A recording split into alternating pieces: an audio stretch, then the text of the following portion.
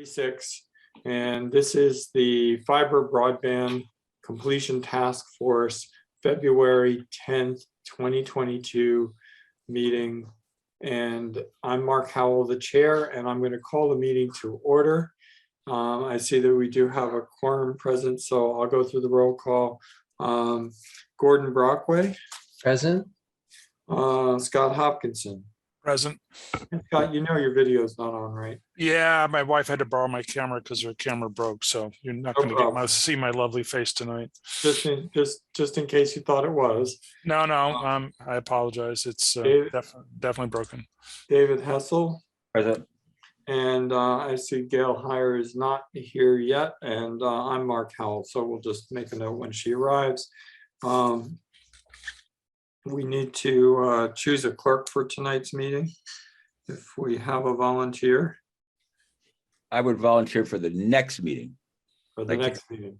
I'm catching up, and I'm just buried right now at the moment. I see Gail did arrive. Gail, are you present? Yes. Thank you. Sorry, I'm late. Okay, so everybody's here. And we're just playing hot potato with the minutes. And I appreciate all the work that's been done by the clerks that we have had recently. We're on the verge of being completely up to date. So that's really nice. So, I mean, Gordon did a great job. Thank you, Gordon. If you want me to jump back in for another round, I can do it. You know, I know that the quality may suffer a little because I try and do it as we do it, but sure. Well, you've had a long day, Scott, too. I know you've been on Zoom all day. I'm just kind of wiped. all right. But I mean, I guess I don't mind doing it. Those compliments go a long way. And, I forget how I did it. Did I write it down, or did I think I took the minutes on keyboard, so I guess I'll have to do that. I'm not sure how you did it last time. Yeah. Well, yeah. they Certainly. were By the way, I think you paid more good attention to detail. We did talk during the PEG thing about the delay in getting the video availability, because I was trying to catch up with the last of our minutes, and it was like, I was sure wish the video from the beginning of January was available. So that was a helpful discussion, Scott, and I was able to follow up with MMN, Mark Polly, and Chris Carmody, and they have sent our videos. Apparently, there's a step where the video recording from Zoom has to be somehow sent over to MMN, and then they do it. So we can look forward to having our recordings completed, online in YouTube for the missing meetings within the next day or so, according to Mark Polly this afternoon. Yeah, so. Mark from the Minuteman Media suggested that they generally did this within 48 hours. Which is tremendous. Yeah, that's just so maybe our expectations have been reset now. So yeah, so just and apparently it involves this step of making sure that they know that the meeting occurred and it got forwarded. So I think there was a stitch dropped, but that's been picked up. So we have an old project management saying clean, fast, what is it? Cheap, fast, or good, pick any two. Right. We'll take Gordon's volunteer to be the clerk tonight, and we'll move right into minute approval. So we have 3 sets that we can work on. I know January 6th was distributed this afternoon. I had a chance to look at them. I'm not sure whether others did. Wait, I'm sorry. I was busy opening and getting started. Okay. Do you need me to record into the minutes anything about what we just said about the other about the telecom meeting? Not the telecom, I forget what you call it. It's called PEG access, and what you could record is just say that we discussed the latency of minutes being posted to YouTube, and that's been resolved. So we would expect videos to be posted within 48 hours. Yeah, and you can even drop that into the chair's report area. Okay. Because that was sort of a follow-up item that we had mentioned last week, and my understanding is that December 30th through February 3rd through last week should be posted, and hopefully we should also see before we meet again this minutes as well. So that's great. On the So Jan- so we just did a roll call. Everybody's here, and we started at 6:36.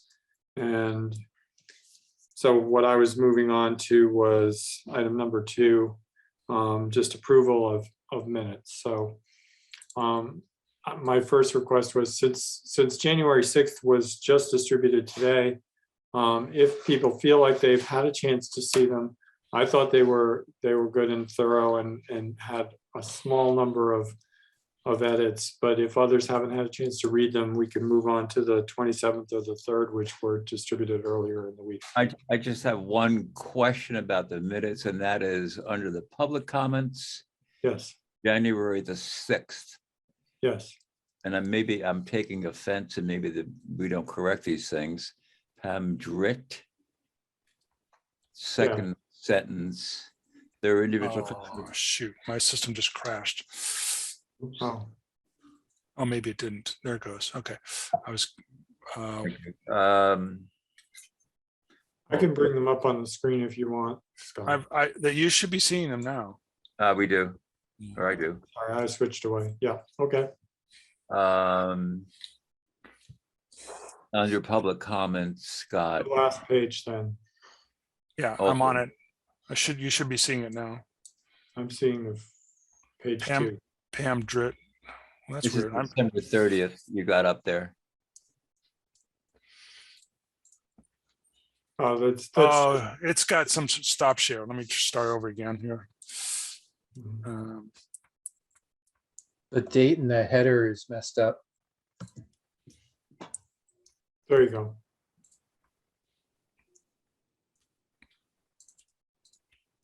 It is.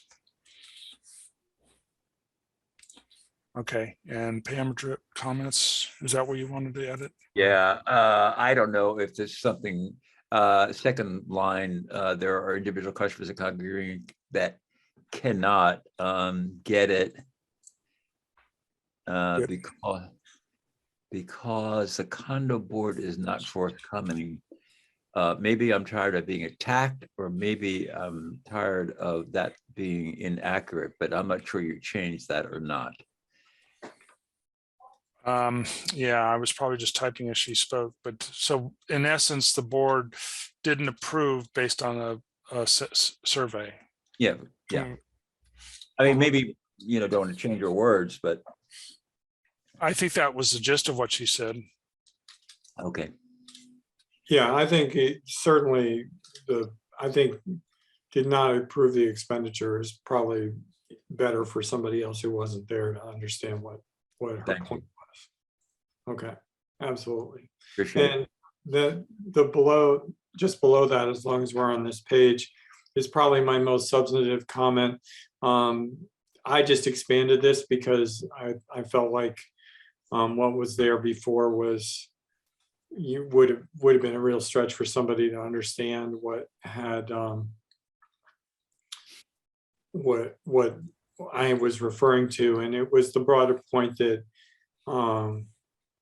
in terms of last mile and the rights of residents who live in either HOA controlled or rental properties, Peggy Brace had done a petition article a number of years ago around the right to dry, which essentially was using clotheslines in properties where there were restrictive covenants of one kind or another. And so the town passed a bylaw that indicated that there shouldn't be any restrictions on using clotheslines for drying your clothes. And that is just as an example of, and I think it was in response to what can we do about this, which was more or less Pam's question. Other than that, I think most of the Wait, so would that be a change that would go into the document where Yeah. where we're looking? Okay. Yeah, Yeah. the red Okay. portion is Mark's markup. I actually what you're looking at is a markup that Mark gave back to me this afternoon. And that the blue above was what David Hessel Okay, just okay, I asked got it. for, and the red is what Mark had put in previously. All right. And if you back up a little bit more, Scott, I think, so. Yeah, again, expanding on one of the comments I was making, we were discussing the capacity of the current system and how those investments are made stepwise. So I just kind of expanded that too. And I think mostly everything else was just a word here or there or a spelling. Yeah. A few words. Anyway, okay. Sure. So can I move that we accept these minutes as edited here? Okay, so let's see. Does Scott, anybody? These are for January 6th minutes as modified. Is there a second? I'll I second. second it. Mark will call the roll call. Yeah, I'll call a roll. Gordon, Aye. Scott, Aye. David, Aye. Dale, Aye. and myself, Mark. Aye. Great. All right. And so moving on to the January 27th. Oh, wait. And the date on that was the January 6th, right? That's January correct. 6th. Yep. So 2 weeks ago's minutes of January 27th. I think both Gail and I have done some. Oh, shoot. Okay, I need to make sure I got both of those. I forget, Gail, did you have anything on that one? I'm sorry, what's the date they were talking about? The January 27th? 27th. Yeah, And I'm sorry, who prepared those? Scott did. Let's see. If not, I have again a few small edits and I can put them on the screen. Yeah, why don't you go ahead and put those up Okay, while I look for any that I might have had. yeah. Okay, Actually, don't want me to do it because I've got your Sure. edits here. yeah, So- if you're ready, that's fine. Yeah, Basically, I was just off looking for Gail's to see if she sent something. So the yeah, headers, I'm sorry, and I might have made that up, but basically I had just a couple of really basic things. Stacy Circle, which we discussed a lot, is spelled Stacey. Okay. So there's 4 places in the document where that just needs to be corrected. The all right, top wait, STA, CEY, it's spelled STACY in the document as distributed. okay. Let me find the first example. Oh, first let me share this so you can see what I'm doing. Yeah.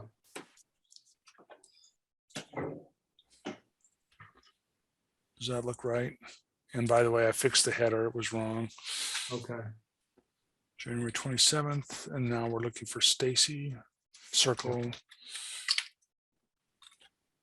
Yeah, I just did a find replace all on STACY. Oh, you've already done it. Okay, Yeah. cool. Exactly.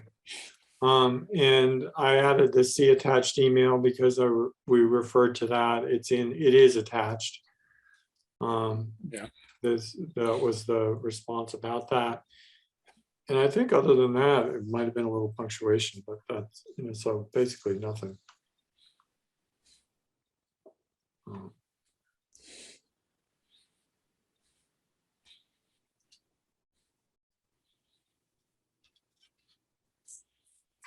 Okay. Um, I move that the minutes of January 27th be accepted as modified and shown on the screen, marked version 3. A second. Thank you, David.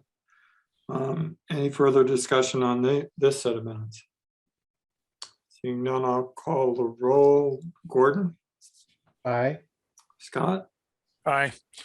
David, Aye. Gail, Aye. and myself, aye. Thank you. And we have one more set. These were prepared by Gordon February 3rd. And I think these are the ones that, Gail, you had gotten some changes in, Gordon redistributed them. I sent back a couple, I think, beyond that. And I could put that on the screen if we need to. Yeah, could you do that? I want Sure. to just fix something with everybody's eyes. Okay, And actually, Carlin, maybe you could help me with this. If you're listening. Of course I'm listening. Hi. How can I help? My notes were limited and I just saw that you spoke something about something. And if Mark could bring it up, it's in red at the in the public comments at the end. okay. And my notes don't do it any justice, but if it's not important, we can skip it. Great. So Page 1 is just a little housekeeping. I corrected the spelling of Carlin, who's here. sorry. Appreciates that. The date was of the previous meeting was the 27th, not the 22nd, and we were talking about the minutes, so I changed that. We also, the date of the ARPA meeting was January 31st, not February 1st, so I changed that.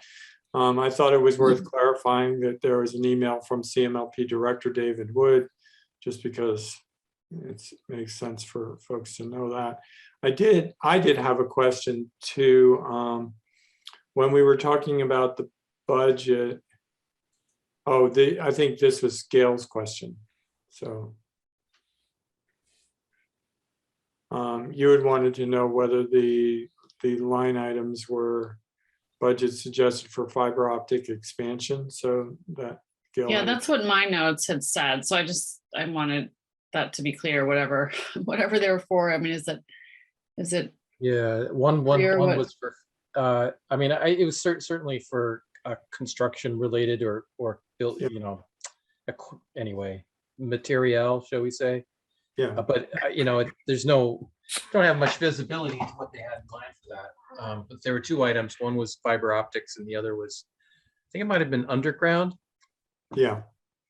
So they do conductors and cables. So, you know, the conductor or the fiber itself, which carries the signal, and the conduit construction. So they tend to carry those as two different lines.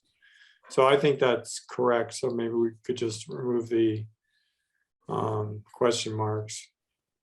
What does distribution mean? Distribution is the process of moving, in electrical terms, it's taking the electricity from the substations and getting it to the customers. So that's the distribution network for the electrical service, as opposed to I'm drawing a blank on the word, but basically the Purchase of the capacity, supply. yeah, the power supply coming in on major feeders. So is distribution related to fiber? In fiber, distribution is the part of the fiber network that is going from the central office to the customer premise. So yes, as Okay, opposed to the upstream connection to the internet. okay. Okay. So if you want to say anything about any of those other blue comments that are shown on the screen, Gail, feel free. Yeah, I thought that I had mentioned something about the Affordable Connectivity Program. Yeah. Which is, so I just put that in there.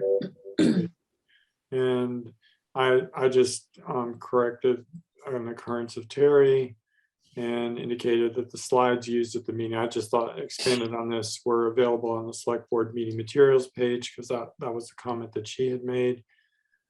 And you mentioned something about the Schools Health Library Broadband Coalition. That's a great Right. document, by the way. I like that. I got you. Yeah, so I just put that, you know, just a little more information about that, because that could be valuable. Yeah. Now that I have you here, Gail, was there a URL associated with that 86 1,000 per mile. Do you have a? Well, link what you I could have drop into is the a report? PDF, and I obviously, well, not obviously, but I did get it off the internet. So I can find that and share it with you. It was part of this document, the 2018 cost estimate report. So, Yeah, Mark, would you mind attaching it to the end of this? not at all.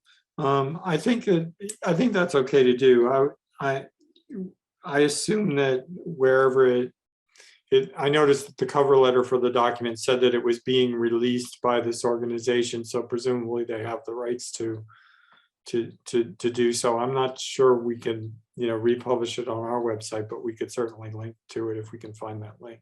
okay, yeah, I'll Yeah, send that and share that with, fun Yeah. fact about that group, CTC is Joanne Horvis is the president there. She's been out to see us in Concord. And Dave Talbot, who wrote the document that is on our website about the history of the Concord Light broadband service, yeah, work for them now. So we know them and they know us. oh, good, Oh, good. okay. Gail, I sometimes use Scholar, scholar.google.com, and does a web search just like Google does, but it's oriented towards giving you links to PDFs. Okay, Yeah. But it's a 35-page PDF, and I do think it's worth, since it was referred to and it's been distributed, I think it is worth it to connect it to these minutes and publish it along with them, because it is good reading. So, I mean, even if it wasn't good reading, I suppose we'd be obligated to do that, but it is good reading. So, and we may have scrolled past it, but in the green there, or the yellow, that's where I wanted to loop in Oh, okay. Carlin.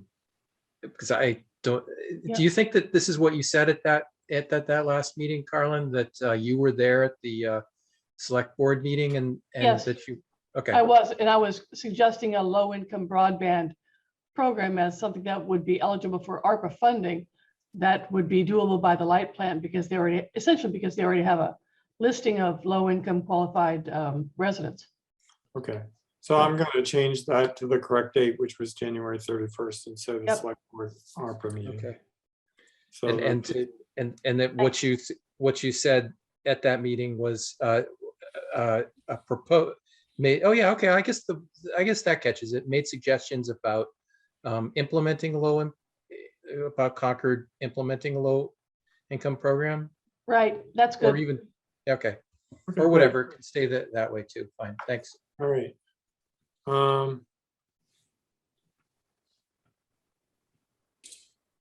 Okay, and that gets us to the end. And what I'm going to do before I ask for any action is just I'm going to save this as a version. Yeah, can you save it as final? If you guys are done with it, then we'll do that. I'm okay with that. Okay. Do I hear a motion? I move that we Move it. accept the minutes as modified. Thank you. Second? Anybody? I'll Second. second it. Thank you. Okay. We'll go with David, got there first. Okay. And any further discussion? Okay, I'll call the roll. Gordon, Aye. Scott, Aye. David? Aye. Gail? Aye. And myself, aye. Thank you. So, woo-hoo, we're up to date. Oh, let's just cancel a meeting now. Stop while we're ahead. Before we get the times. Before we create more minutes. All right, well, that's useful and important work, and thank you. And, the closer to current we are. So as far as chair's report items today, I know we did have some communication with two different committees over the last week, both the the PEG Access Committee this afternoon and the Light Board, and we can talk about that. I have responded to the communication around the roads program and requested that staff from the Public Works Department and the light plant identify an opportunity to meet and talk about how some level of coordination might occur. I know there was some more discussion about that. And on the PEG access side, we talked quite a bit about the franchise payment today. So those are some of the items that came up there. I think that on the roads program, that's pending some further input from staff to go there. Gordon, I don't know if you want to add anything about that from the perspective of what happened at the light board yesterday. I don't remember them responding to that specifically. Sorry, I'm falling behind. Basically, you spoke about the road program with whom? So I sent a response to the email communication that we had gotten from David Wood, and I think it was the Public Works engineer, and asked them to identify opportunities to talk in more detail about what options they might recommend, might suggest. I think that the last conversation we had about this was ideally we would like to propose something programmatic that incorporates planning for fiber into the road program work. But I think we also recognize that we should try to understand what the existing conditions are. What are they doing today? And in the email communication that I sent, I suggested that we would like to understand what, if anything, staff might want to suggest should be done. And oh yeah, I remember yesterday at the light board meeting, David Wood's comment was related to the fact that funding for capital construction is sometimes taken from the depreciation line. He mentioned a 3% number that could be used for further, potentially used for further fiber construction. And I thought this is opposed to doing something like setting up a revolving fund, which was the discussion that we had last week. Mark, could you explain that? So Oh, okay, sorry. I'm only asking because depreciation is a non-cash expense unless Yeah. there's doing accounting, and they move it to a cash expense. Yeah, oh yeah, sure. Depreciation pays for things wearing out. And when they wear out, then there's a big capital expenditure. So you're right, David, that it's all stays on the capital side rather than the Okay. operational side. Okay, all right, Yeah. that's interesting. Okay, Yeah. So that's you, but David, you're getting at my question about that. okay, I understand that depreciation pays for things that wear out the way Gordon described it. But I am not quite so sure that I agree with the notion that the network can be extended using funding that comes from a depreciation account. yeah, that's what I'm confused about. That I heard the statement in the light board, and of course I'm I'm a citizen attending that meeting, so I don't get to just speak whenever I want to. And they were getting behind, so I decided not to comment on that at the time, but I made a note of it and to follow up later, because my understanding is that one would need to be pretty careful about that, because then if you spend it on new construction, what happens when something actually wears out? Right, I mean, depreciation doesn't throw off cash. It's an Right. accounting entry, Yes. effectively. Mhm. All right, it's interesting the way. Well, Well, here's it's a reserve. if it's over, Right. I mean, and he said it was funded at say 3%. Yeah. Right. So you're Yeah. setting aside for the eventual retirement of capital, right? Mhm. So if you overfund it, it's going to be, I mean, here's the thing, building out the grid is creating capital, Mhm. right? Okay, infrastructure. It's not paying salaries or something like that. So from Right. that point of view, it's all in the capital account. So Okay. I could see that, but I can see what you're saying too. It's like, would you exhaust your depreciation? This thing was set aside for what was already in place. Now you're using it to build stuff that hasn't occurred yet. But there'll be a 3% on the new stuff too. So Okay. Well, it's, 3% of sales or revenue, but his broader point though, and, to be fair, is a good one. And we had discussed that when we talked about this revolving fund. We don't necessarily have to have a revolving fund. A structured program for capital expenses could do just as well. I mean, there are, the mechanism for how you set aside money on an ongoing basis to pay for fiber optic construction is the issue. Is what is that mechanism, and how do you make sure that progress is being made? Not it has to be a revolving fund, or it has to be a bonding, or whatever, and that's why I think maybe more substantive discussion with staff, the finance department, and even the finance committee about what their preferences are, because setting up a separate fund has its own overhead, and some of the revolving funds require town meeting action to vote the use of the funds, which is it's not nothing, and it can get cumbersome. So that I think is where the roads program piece goes. So that's pending more follow-up. If I don't manage to get something scheduled within a week or so on that, I'm going to go to inviting, maybe the CMLP finance director and maybe even the director to our meeting to talk about it specifically. But I thought that I was empowered by you last time around to go try to follow up and make some more substantive progress on it.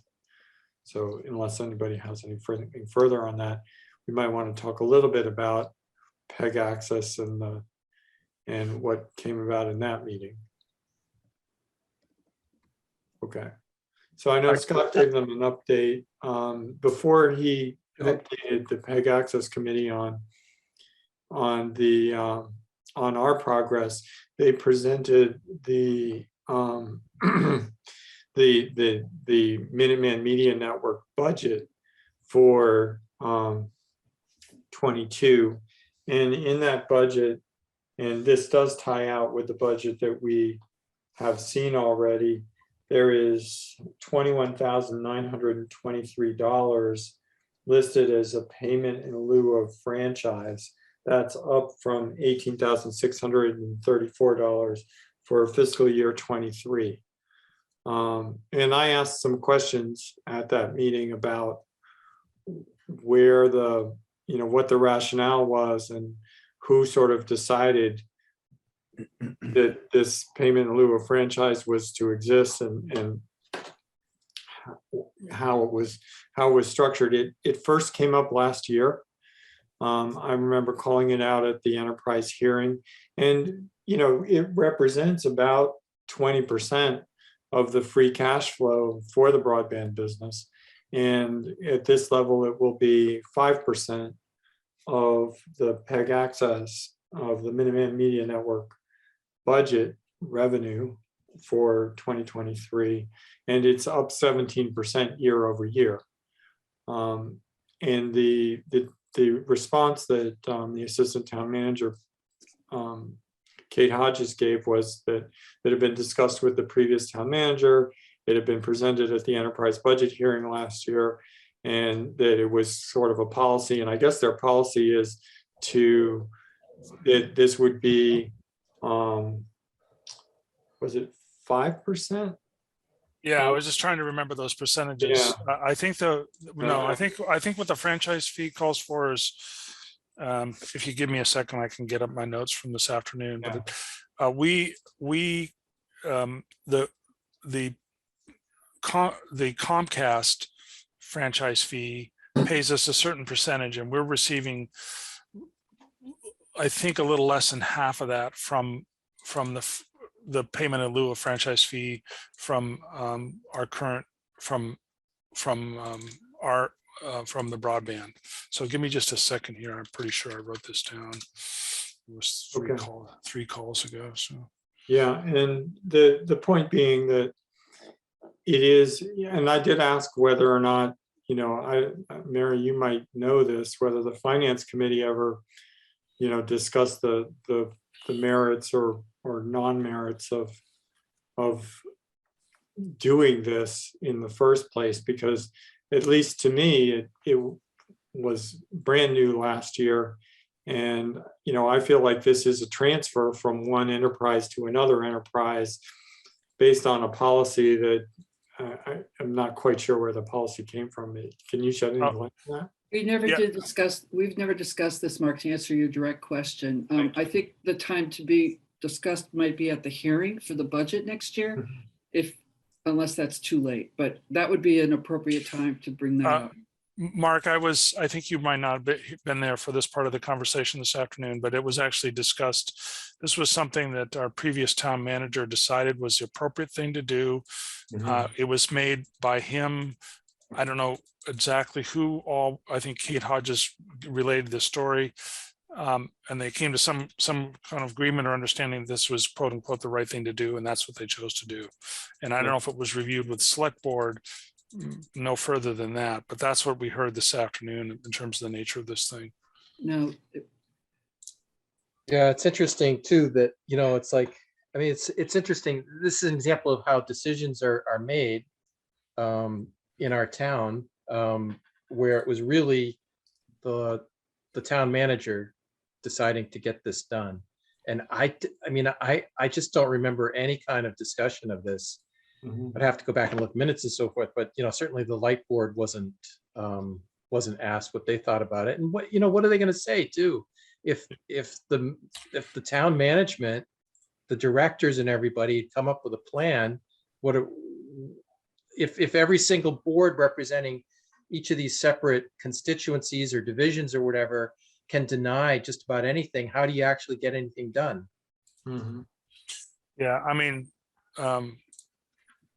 Gordon, I think, right, that there's a lot of decisions that are currently in the structure of our town are given to either different operating entity managers, either the head of the light plant or the town manager. He has a lot of discretion. Yeah, although generally speaking, and now I'm kind of talking as a former finance committee chair myself, we have typically not enabled the staff to transfer funds between entities and enterprises without town meeting or some level of citizen activity on that. And I frankly have a pretty clear recollection that at last year's enterprise budget hearing, I saw this, asked about it in the enterprise budget hearing. Kate mentioned that she had notes that it was discussed at that, and I suspect that discussion was me asking where this came from and what it represented, because it was new. And I think we're back to year 2 now, and those discussions haven't been happening. And I'm not trying to find any fault with anybody in particular over this point. I'm just suggesting that when we're faced with PEG access franchise fees from Comcast declining, and it seems like we're on a path to replace them with revenue that's received specifically from broadband ratepayers and nobody else, that to me, I think is a matter for at least discussion at the financial policy level across the town. So I would make 2 comments. One is the PEG Access Committee, for some fairly long period of time, I would say I've been on that committee since its inception, frankly.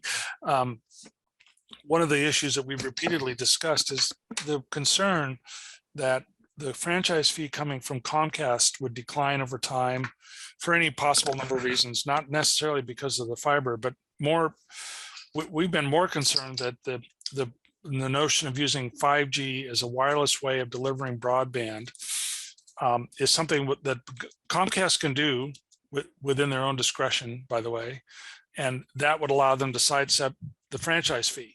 This is something that's occurred to us, and likewise for Verizon to do the same. And we've, the canary in the coal mine warning that we've tried to sound multiple times is, if that happens, there's a real possibility that the entire budget for the Minuteman Media Network will fall to the town's tax rolls.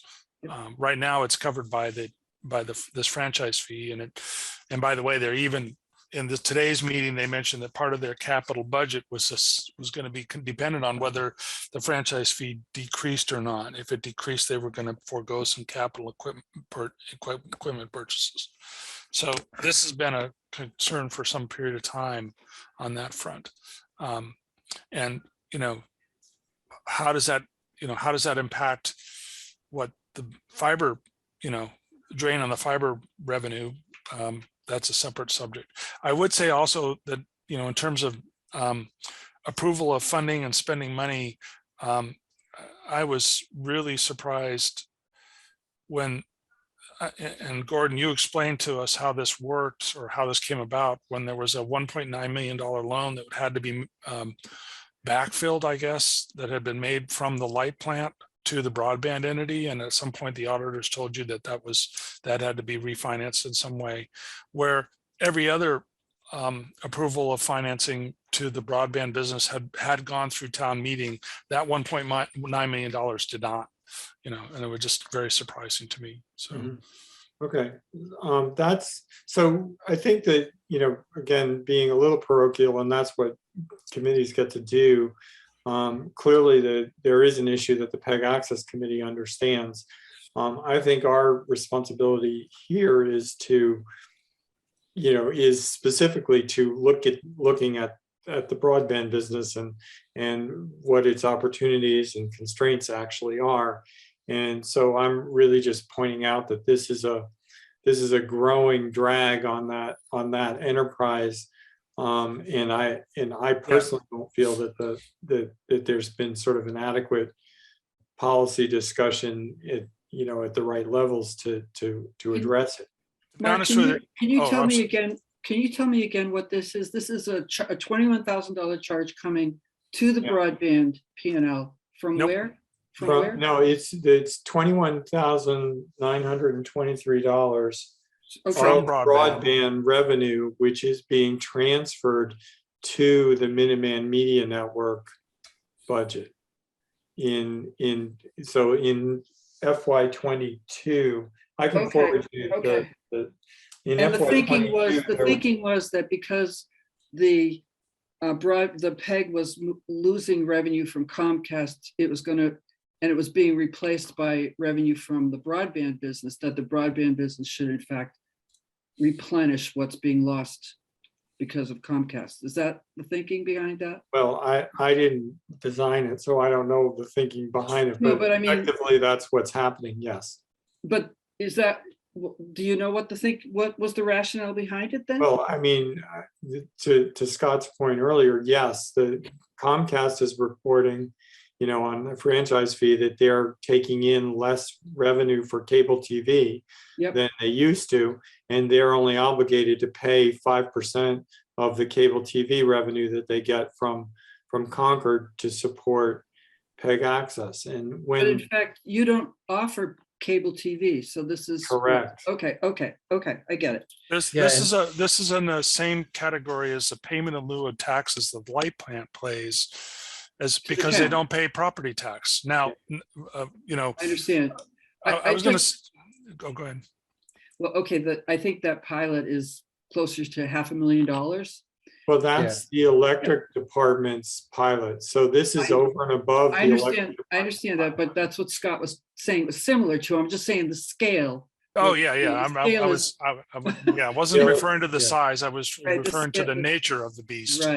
Right. Yeah, it's the same principle. Okay, correct. But the scale is much bigger. But I just would like to say that I do know from my years on the finance committee recently that we really don't talk about these transfers. I mean, The town does a lot, millions of dollars of transfers for different types of activities from Yeah. one group to another. And I really think the best place to do this would be, again, to bring it up at the hearings. And that's all. Right, yeah, but I think that what happens is when it's brought up at the hearings, Yeah, unless somebody, and the finance committee obviously hosts those hearings, yeah, unless somebody actually puts it on their agenda for, what was the resolution of that, then the resolution of that is going to be presented in the next year's budget and at the next hearing, by which time everybody's baked what they're spending, and it's a problem to take something out. So there has to be some follow-up for issues that come up at hearings. well, the hearings are, the point of the hearings is so that the budgeting entities can hear what the public would like them to do as far as changes to their budget. So it's really it would be up to the light plan again, in this case, to do that. It's not really up to the finance committee. I'm gonna actually request that we move back towards the subject at fine. hand. Yeah, I mean, this has been very interesting, and I think we all have a passion about it, but I am again now thinking about what are we trying to document here, and I must admit Gail's the only one that's provided any kind of a draft. well, I think the issue on here, of course, is the finances of the broadband business are important, because this is essentially in competition with the capital that might be needed for construction. David, did you want to say something? Yeah, I just want to add one thing, which I don't know if any else of you got this email today. I got this from Comcast. We're excited to share with you that we've increased your download speeds from 200 Mbps to 300 at no additional charge. I'm just going to add, that's an email I got today.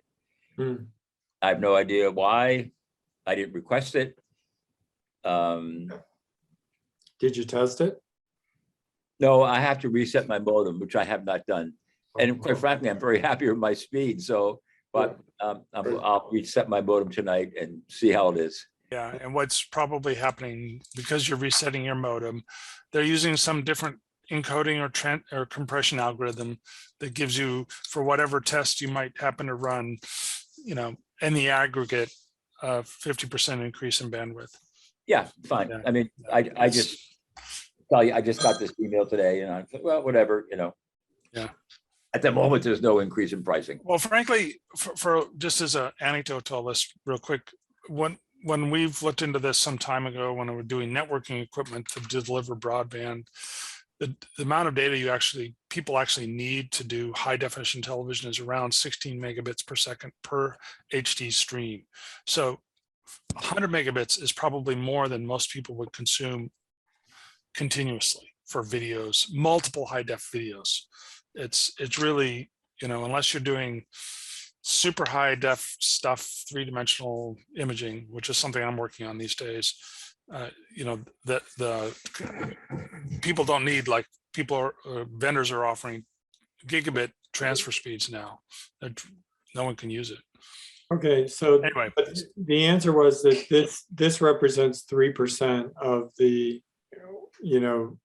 1.5% of one half of the aggregate total, which is 3%. It was my understanding of how much revenue, of the revenue from the broadband business is being transferred there. So I just thought it was really worth, as we try to understand what's going to happen or what we recommend, we know that this other entity, this town entity, is being paid for by broadband for, Yeah, and to connect better this or to a worse. theme that we've been discussing for months now, that we need money, we need these funds to grow the business. Mhm. And you could connect it right back to that email or to the light plant meeting where we raised the issue about, hey, you got a street that's about to get paved that needs fiber. Are you going to stick a fiber in there? And it's like, basically, gee, we're out of money. Mhm. And even those $300,000 that we identified, those are budget years, 2 years out. Yeah, and to just put a pin in this for right now, I think there's two things. I think that one is we should decide whether we want to say anything about this in our report or otherwise. I also do think, based on Mary's comments and specifically because this is an item that's being carried in the light plant budget, we could also understand whether or not the light board actually supports this design for whatever reason, and that could be another place where it would make sense to really have a discussion about it, because clearly, if nothing else, this is absolutely optional. This is from a broadband's perspective. It's not being imposed, and it is being carried on the broadband budget as listed as a payment in lieu of franchise tax, and it's not a tax. But it is a payment for sure. Anyway, so just in terms of other items, I didn't have anything else for today, and we're carrying a couple of future meeting dates. Is there anything else you want to say about the light board meeting yesterday, Gordon? No, I mean, Okay. maybe there's something interesting about it. Oh yeah, okay, yeah, sure. Let me just say a couple of things. One was that it didn't come out in the meeting, but in the lead up to the meeting, I got an email from Wendy saying that we can expect support from the light plant for our meetings for the information that we're asking for. So basically, David told Wendy that we'll get the data that we asked for, and that Jason Bulger, if I get that name right, is willing to attend some of our meetings.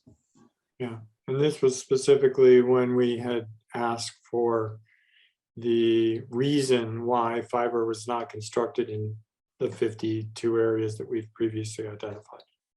Yeah.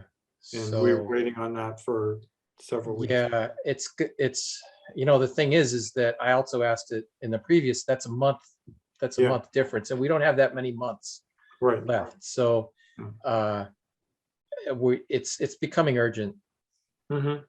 Okay. And I already made some comments about the coordination with the road program, which is number 4 on our agenda.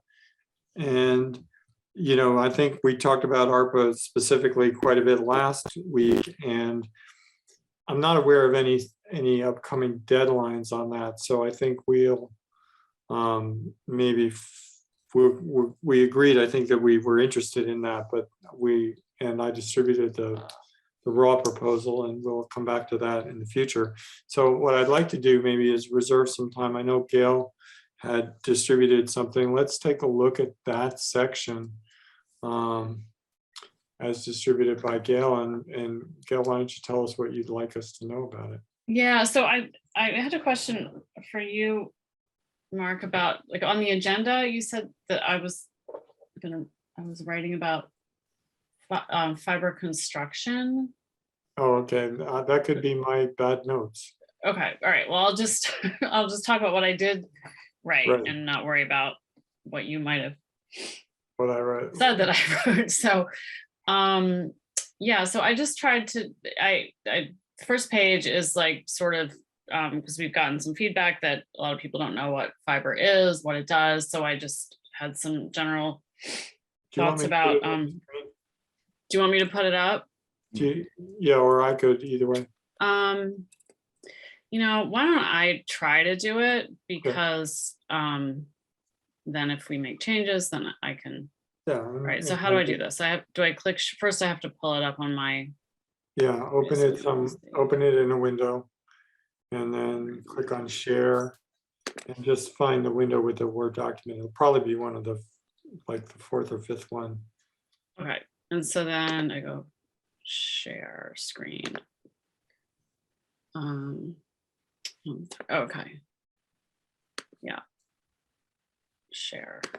It's working if there's a green box outlining it. Yep. Yes. Yeah. So I did it in Word, and this is in Google Docs because I don't have Word on this computer, but and let me just try to make it a little bit bigger for everybody.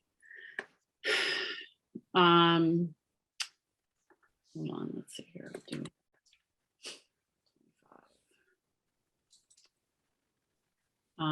Okay, so just the first, I'll just go through what I did and then we can get into the more detail. So I just said, what is fiber, some benefits, what is last mile? And then I threw in this paragraph to kind of summarize the street master address table information. And I drew a lot from this table and from the spreadsheets for my next page, which was like current state of fiber, just saying, this is how many address points we have. Fiber is available at 6,000. What does available mean? And how many addresses could not get Concord broadband if they wanted it. So anyway, I'm just still doing just like quickly to show you guys what I did. And then I did I kind of summarized, like I did a geographic analysis looking at like, physically what's out there and in terms of the fiber. So I looked at the streets and then also the addresses. And then I had like sort of an equity analysis here where what I did is I hope this is the correct list here, but I did some research trying to figure out what Concord offers for affordable housing, and none of these have fiber. And then I looked at I just say, Gail, that I think Warner Woods must. It must. Oh, okay. Well, because we've got fiber. That's on Losbrook. That's Losbrook goes from West Concord Center up to the town line. I'm on the town line, and I have fiber on my street. Yeah. So you're both right. The fiber goes past Warner Woods.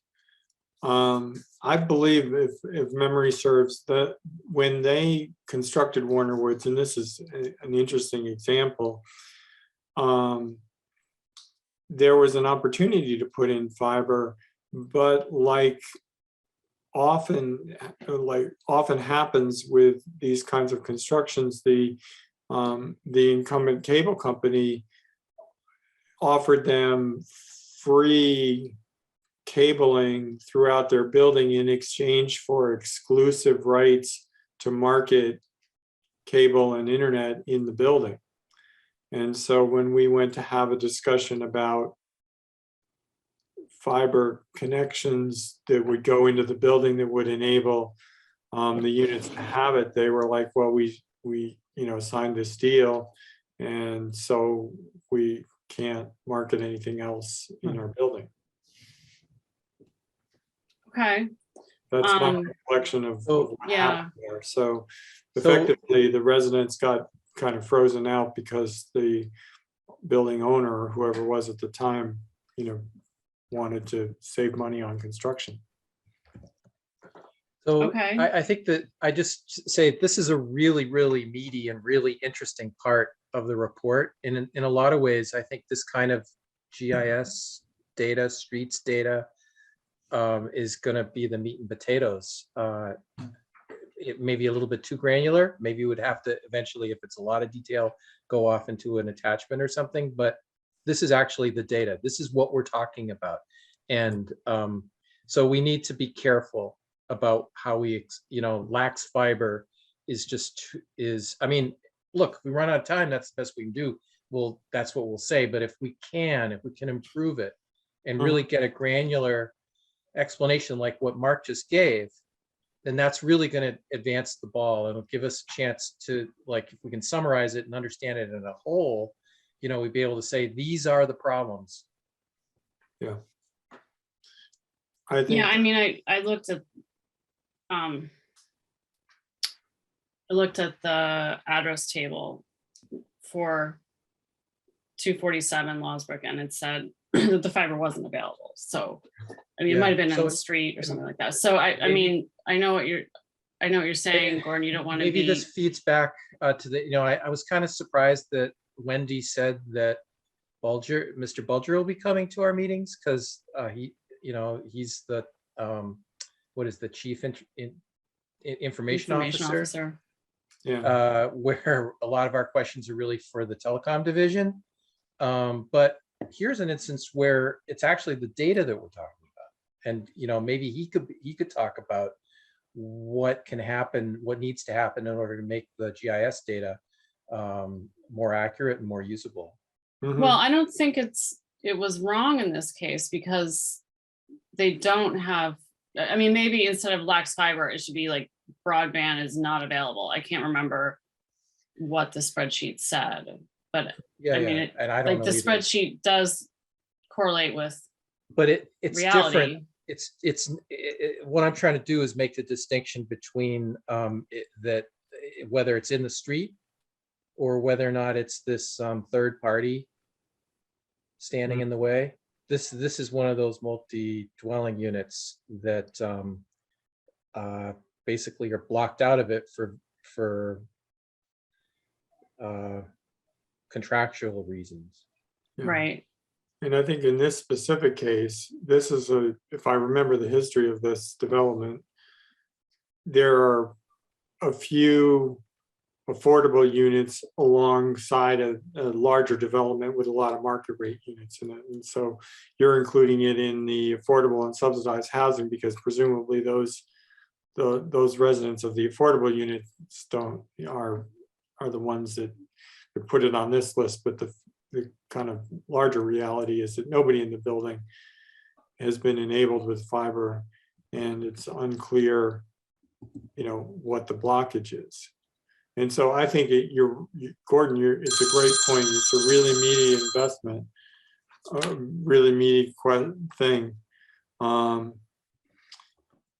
to discover. And I think it's worth it to expand on some of these examples, Okay. and then think about how they generalize, Yeah, for the future. yeah. Yeah, because, and I may have jumped the gun a little prematurely a month or two ago, when I jumped to the conclusion that most of the problems of lack of access are going to actually ultimately be found to be due to this, the MDU Mhm. issues. Many will. Yeah, many will, but I don't know yet. That was just a hypothesis. We haven't really finished testing it. And Gail, just because I think on the previous page you had made a comment that you didn't know what a main was. Yeah. Do you want to just go back to I can just that? explain that briefly. I think it Um, was right at the bottom of this page. Hold on a second. And That's where it's so, in the table there. from the perspective of the GIS system, all that really is mains and submains is, if you have a piece of property that has multiple units on it and you want to refer to it as a single, maybe it has a single owner. So there's one kind of parcel ID or something that says this is a group of smaller residences. So an apartment building is the main, and the submains are all the units in the apartment building. And condos kind of work the same way. So it's just a way of dealing with multi-dwelling units. Okay, I figured it was something like that, but it seems to also be coordinated, I don't know, coincide with places that don't have fiber. Well, yeah. So, and that's That's because, an MDU thing again, right? yeah, they just Right. okay. So when the fiber was being installed, they just realized, okay, this is a building and there's one single point of entry here, and we're not going to take the extra step of trying to get to all the individual places. And so they just kind of created a category for that. Yeah, it's a category in the GIS system for the purposes of property management. So, for all kinds of reasons, voter rolls and whatever, so that you can deal with ownership and the inheritance of attributes. A lot of apartment buildings, for example, have a single water meter, but multiple electric meters. It's just kind of the difference between the two systems. And so the apartment's water meter may be associated with the main address, whereas the electric meters may be associated with all the multiple submains. Okay. Or common areas in a condo might be associated with main, where individual units are. So that's just it goes with the structure, sort of the ownership structure and the resident and the subdivision structure of whatever the multi-dwelling unit is. Okay, yeah, I mean, every Can I time, stop? Just so what I'm going to write about this is a main is used with apartment complexes. There are multiple unit buildings that are listed in GIS as having a main address while units have a sub-main address. well, Yes. That- but the that thing is, captures- it's always used like the term, I'm gonna put it in quotes, it's apartment main / sub main. There's not like some entries that say apartment main and some entries that say sub main. They're all grouped Okay. together in the GIS spreadsheets that we got. Yeah. So it's like Okay. either or, they don't So- distinguish. So, right, it's either you have the quoted text or you don't. They go together. Well, either, It'd be like a single property wouldn't have a main, sub-main, or you'd have an MDU, like an apartment that has this particular terminology. Is that what you're trying to say?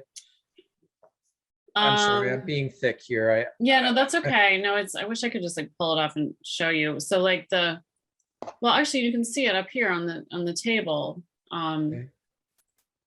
That's the wording in the cell for every parcel in an apartment building. It says apartment main / sub main. Yeah. So like Okay. actually Nathan Pratt's not available. It's not a good example. So, and then for a condo, it's gonna say for every condo unit and for maybe if there's an address just for that building, it'll say condo main / sub main. Yeah. It doesn't break it down. Mm. So, And I think that may be because we asked for the residences. So nobody lives in the main. Right, okay. so So could I read that yellow row as meaning that that row has 199 condos? yeah. Yes, yeah, residents There are 199, things, or addresses. addresses associated with condos. Okay. And I'm not having the table in front of me, that count, that would be a count of the broadband count. Does that mean the count of with broadband, without, or both? Well, it just so happens that anything that says condo main / sub main does not have broadband. Oh, But this is the actual count of parcels across the town, which leads to 9,000. And then later you can further Okay. break that down by which are available and which are unavailable. Yeah, so there are some apartments and some condos that do have fiber available, and I go into that later. I was actually kind of surprised great. at Yeah, how let's many keep do reading. have it. Yeah. So, yeah, no, thanks for all the questions. This is, it gets really hard when you're staring at the Yeah, this data, is- trying to make sense this of is a it. really challenging, and it's great work. Thank you so much.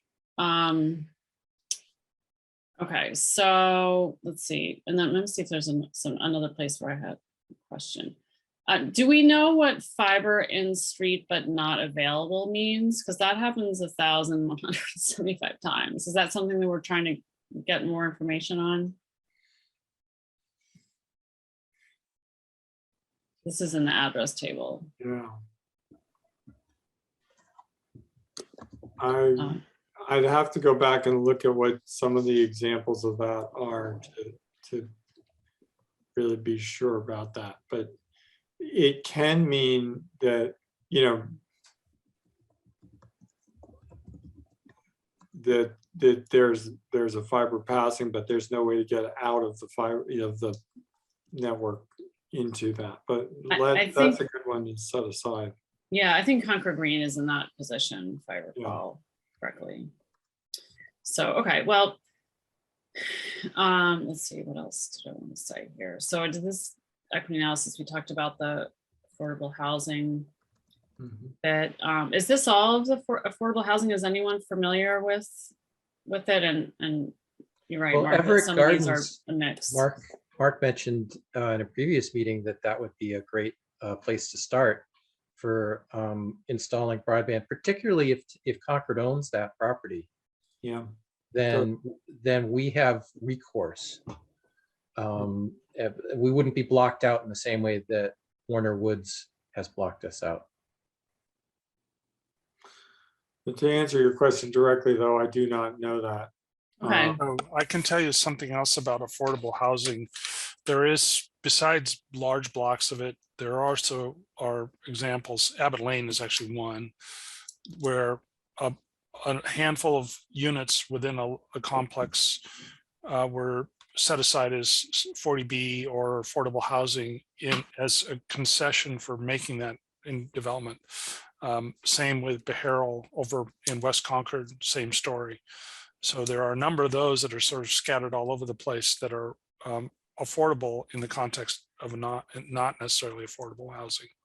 Yeah, which is an interesting thing because it suggests that if an effort is made to reach, let's say an apartment building that has some affordable units and the rest of them are market rate units, the act of getting the fiber to that building could potentially enable all of the units, both the market rate unit and the affordable. Oh yeah, definitely. Yeah. So that would be, kind of extra bang for the buck in the process of establishing, specifically trying, and you could go actually into the affordable units while, waiting for customers in the market rate unit to maybe respond to an offer or something like that. Or What's the area, I may be wrong about affordable housing. If you go past the police station on the left-hand side as you're headed towards Walden Pond, is that affordable housing? I don't know. Is it I don't know. a multi-dwelling place? Uh, Because I'm only thinking it's home, like single family homes. I can look. Could you say that again, Gail? Oh, I can only picture single family homes in that I think area. these are like duplexes. yeah, Okay. I remember something being done on that property, but I thought it was affordable housing. That's why I'm asking. yeah, I think you are right. I think those were built to be affordable units at one point. Because I had an They're kind of employee, between the police station and the courthaus. correct. Yeah. Okay. Well, I guess, I mean, Gail? could I Gail? reach out to the Affordable Housing Committee to see, I didn't see anything on their webpage or information to get an official list? Would that make sense? Yeah, that's a great idea. I think so. Gail, do you mind just backing up? What was the question you had to ask? And I answered it. I tried to answer it, but I might have answered the wrong question. When you had this paragraph in front of you, you asked a question about affordable housing. I just asked is this the entire list of affordable housing in Oh, okay. Concord? And I think the answer is no, because I've heard there's something on Beharrell and then also possibly on that Walden Street, I guess it is, Yeah. right? Is it Walden Street? Yeah. It's 277 Walden, and I think there are multiple units in there. Mhm. It's listed as fiber available on the map. Okay, well, I'll endeavor to get a complete list just so we have that Yeah. kind of nailed down. That and would so be that great. I did take a look at the multi-dwelling units. So these are the ones, okay, this is the total number of multi-dwelling units. 1,800 apartments, 1,200 condos, 20 duplexes. This is from the master address table. And it turns out that broadband is not available at 1,688 of those. So it's 817 apartments. It's in the street, but not available, or there's no fiber in the street, or there's no access from Concord. 521 condo units don't have it. And another 199 condo are classified as condo main submain. Another 150 addresses are classified as apartment main or apartment main submain. And then there's one duplex that does not have broadband. But then that leaves us with 1,394 addresses that do have it. So I was pleasantly surprised at that number. So it's anyway, it's half or whatever. So, and then I kind of, when I was starting to do this, I took a look at a lot of these places that are listed as condos. An apartment is an apartment. It's kind of easy to imagine what it is, but I think a lot of things are called condos when they're really like denser developments that with homeowners associations. And they're, I just looked them up on, realtor.com or whatever, and they were single family homes, but they're called condos. So I don't know if this is too broad of a statement to say that MDUs with fiber tended to be, one-story units or standalone homes in dense single-family neighborhoods, which makes sense because then you don't have to go in and into a building like like Concord Green, for example, and like snakes of fiber all over the interior part of the building. If it's like, I don't know. If anyone has any thoughts on that, if they've looked into it. Yeah. I mean, Gail, we're 2 stories and we have 31 units. I'm not sure if that helps you or not. Oh, sorry, say that again. We are 2 stories Yeah. and we have 31 units. Okay. So I'm not sure if that helps you in your numbers or not. Yeah, well, I mean, I was just looking at the places where there is fiber available, just thinking about Well, why. we have fiber available. Well, but aren't you, I think you're categorized as fiber in street, but not available. I think that's what it. Yeah, I'm not sure what the definition is. We have fiber in the transformer boxes. Now, how the definition of not available, I don't know how you define not available. Well, I think Concord Green, the units associated with Concord Green, it says broadband is not available. Okay. So it's not in this paragraph here about the places that do have it. Okay. I was just trying to make some generalizations about the ones that do, like maybe they're just the ones that are kind of like a little easier to get access to the actual. Okay. Yeah, I am familiar with, I know somebody who lives in something which is listed as it is a condo, but it's effectively, it's a sort of a single family or 2-family house that has, this person lives on one floor or has like one half of the house and the other has the other, and there's a condo structure somehow that denotes the ownership of these 2 parts of the same thing, that if you were driving down the street, you'd think you just passed a house that happens to be in the, West Concord Central Street neighborhood. And so you may be seeing some of those things that were constructed based on their, they look like houses. And so therefore they, were easier to do than the traditional apartment building where there's some kind of wiring closet and, all this internal wiring to do. So that may be, that may be what you're seeing in the data. It's a little, we're using a GIS database that was, I think, prepared for us, or that's being used by telecom staff. Yeah. What I'm speculating about is whether or not the town actually has layer upon layer of data that could be used to characterize structures that may not have been clearly visible in the slice that we were given. Mm-hmm. I think that there's a good question as to whether that exists. I also think that to some extent, just taking a look at it and sort of surfacing what some of the questions are and maybe offering some suggestions about how it could be enhanced to improve that is along the lines of how far we can go in this, because I don't think anybody's ever really attempted to put this lens over the data. And again, having a dialogue with either the GIS staff, either through Jason Bulger, who's the head of that department, or the broadband staff around that, is a good way of approaching these questions, because it may turn out that there are, what we're looking for, I think, is, again, I always use this word, programmatic solutions to this. We're obviously not going to plan fiber construction to all of these thousands of places that don't have it, but what we can look to is what kind of program eventually gets this job done. And I think that what Gail's done so far is surface the fact that, I think relative to single family houses, there's certainly a much higher percentage of people who live in these types of properties who do not have the option even. And yet they're electric ratepayers and citizens. Yeah, So- and so I was wondering, I was thinking like, gosh, it'd be nice to, it'd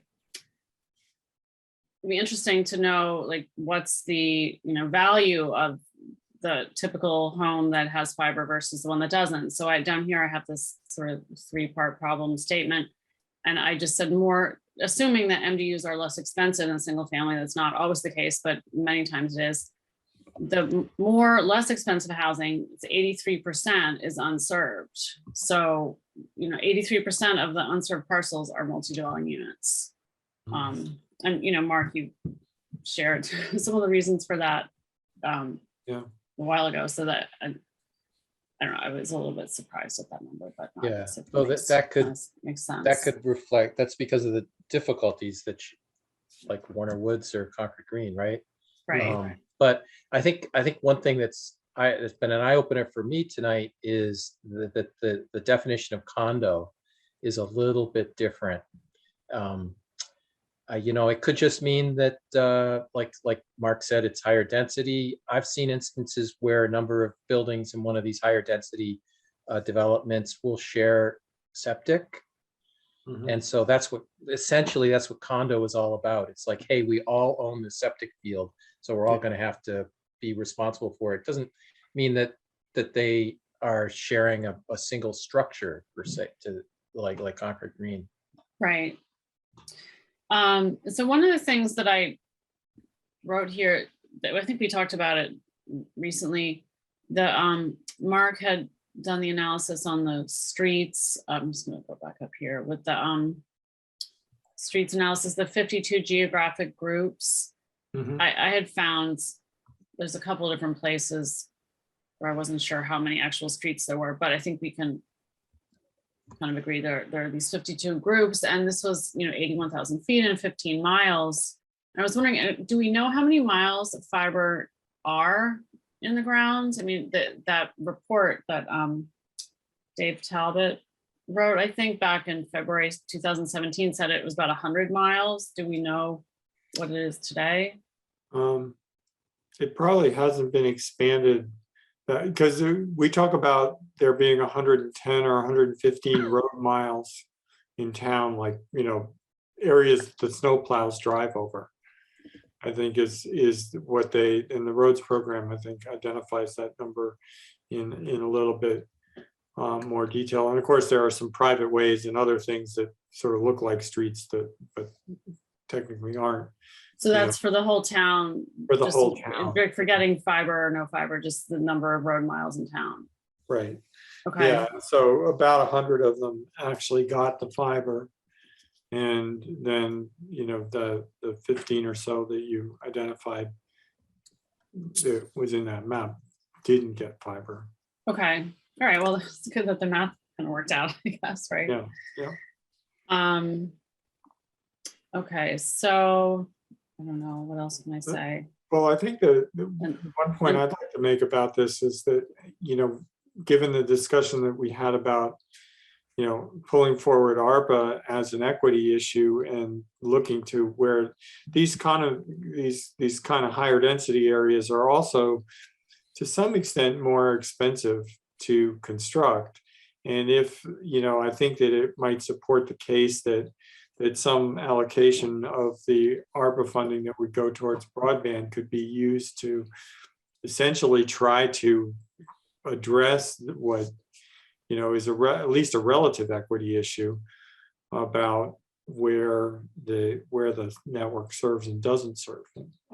I think based on some of the articles we've been reading, there's an opportunity to define this as an underserved population from our perspective, and use that as in framing what the grant might be about. Yeah. Then down here, this was Mark's outline, and I just kind of filled some stuff in. I don't know, it's kind of repetitive from what's above. That's great progress. So what about this? So I'm gonna raise this again. Fiber in street, but address noted is not available. And that was the 1175. Hmm. I feel like that was a question that we'd put out to someone, but maybe not. Okay. Well, I'm happy to go back and dive into the spreadsheet and try and understand that. And certainly, I think what we could do is, send a note back to the source, which was Jill Moonheron, who gave us the GIS data, and just to ask for an explanation of what does that Okay. information mean. Yeah, because we're trying to, kind of come up with categories and brainstorm possible solutions. So it's nice to know, what's actually happening on the ground. Yeah. Yeah. And if it helps, we could look in Google Street View. For instance, if we were wondering what a condo looks like in a particular neighborhood, we could actually take a look at it. And then also, how many of these are there? It's a daunting total that you write into your report, Gail. What was it, 1,300 or something missing? But Yeah. if it's 50 each or 100 each, if it's 100 each, that's only 13. And we could actually visit 13 places and take a look. Mark, you'd probably be better at this, or Scott too would be better at this than me. If you actually visited the site and say, oh yeah, there's where the fiber runs. This is where it comes into the building, blah, blah, blah. I don't know. What I'm trying to say is that we've asked a number of times for help from staff. Yeah. And anything we can do to try and just cut through the red tape, or just cut to the chase and actually generate the data ourselves without waiting. That I'm willing to do some of that footwork just to try and make this picture both general and granular. Hmm. I pulled up our little map and see that, like, Wedgwood Common area right next to Rideout Playground, sort of that whole left-hand side. Well, actually, it's not actually Conant Street, but the streets off of Conant Street and going back is one of these areas that's listed as in street but not available. I So think you actually access that from Main Street. Lawsbrook Road. Yeah, I don't think it connects to Conant or to Island or. Yeah, man, No, on it's paper, kinda it looks like it's supposed to. I was just trying to see an example of, but to me, it looks like some of these developments that were done, sort of subdivisions that have been done where there isn't kind of a complete build out. I think Staffordshire Lane may be another one like that. Oh, wait. It says Wedgwood Common, isn't that? Oh, or is that Ridgewood? I'm sorry. Forget it. I'm getting punchy. Yeah, okay. So we should ask a little bit more about that, but to me, it looks like those sorts of underground areas. Okay. Well, so let's talk about next steps, since we're getting to 8 o'clock, and I know everybody's done a lot of long meetings this week. So Gail, was there anything else you wanted us to know about this, or? No, I don't think so. I mean, I guess I was kind of wondering, do we want it like all written out in paragraph format? I guess so. That's what a report is, and then kind of, break it out with tables where it makes sense to visualize like the data in a tabular manner. Just add those into the. I don't know. I don't know if anyone had any thoughts about My documents my look like. view is, tables and so forth should go as what do I call it, attachments or exhibits or something like that. So that, in other words, you don't want to ruin the flow. If you want to try and start with like a narrative, and if you have really, really big regions of data in the middle of your narrative, then people don't make it past the big table. Okay. I think I think that this is an opportunity to try to sort of frame the story, even going back into it and saying of this, whatever the high percentage is of single family homes in Concord appear to have ready access to the fiber network as a statement. And yet, if we look at the multifamily or dwelling units, I mean, the executive summary version of this is kind of the equity argument, and then sort of looking at the specific areas and sub areas, and then thinking about what's the solution for those. And again, I think it goes into our categorization exercises and all leading towards where's there a recommendation that needs to get made, or a process that needs to be put in place.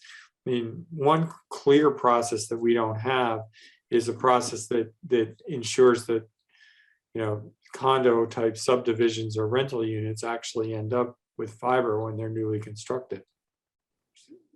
Pretty clear that doesn't happen. And I'm sorry, wait, so the point being, I want to write that down. All I'm trying to say is that once these things are categorized and we can frame it to say, here's a particular situation, new rental housing units seem to somehow end up without fiber.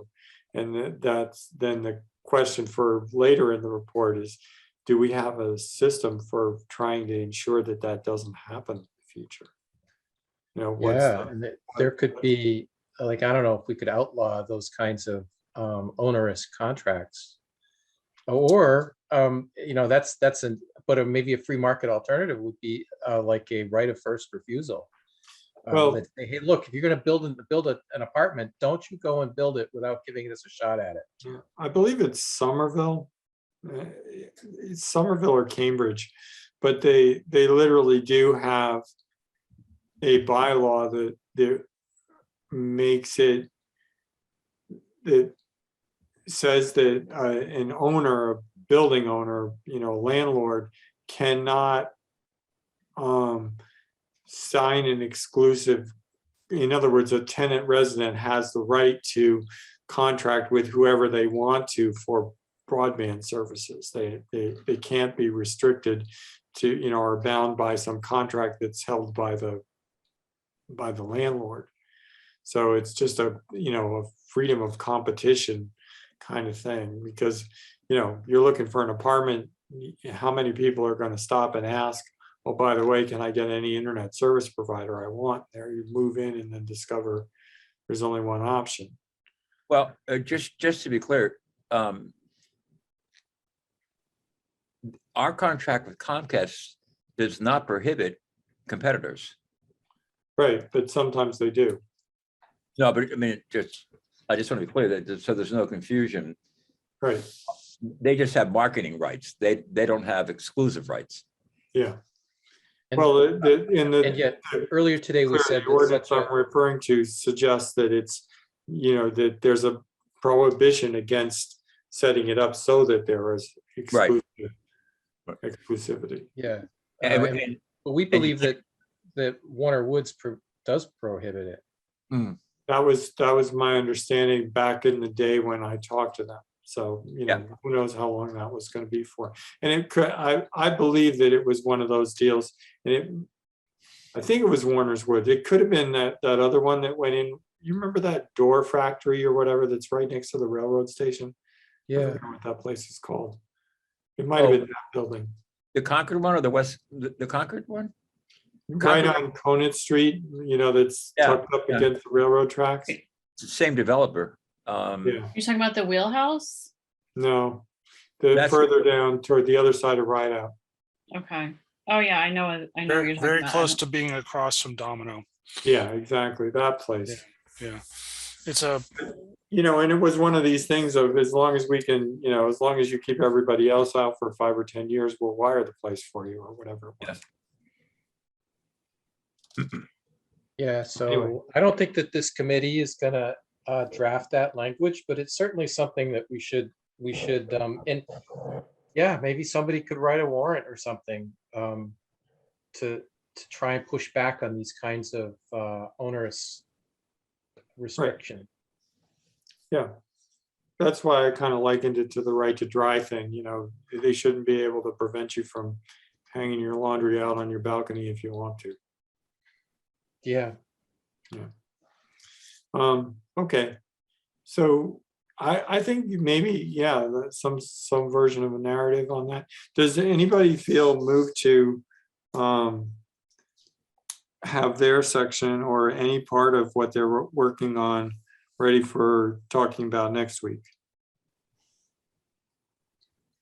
I can take a volunteer up until Tuesday if you're only thinking about it. Otherwise, we'll set up the agenda that way. Or we'll set up other agenda topics for next time around. Okay. You should ask that question earlier in the night.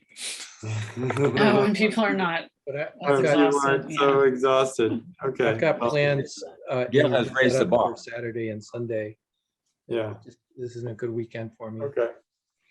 Well, just be thinking about it. I'll try to bring something forward on the, sort of further discussion about what we might say on the ARPA grant.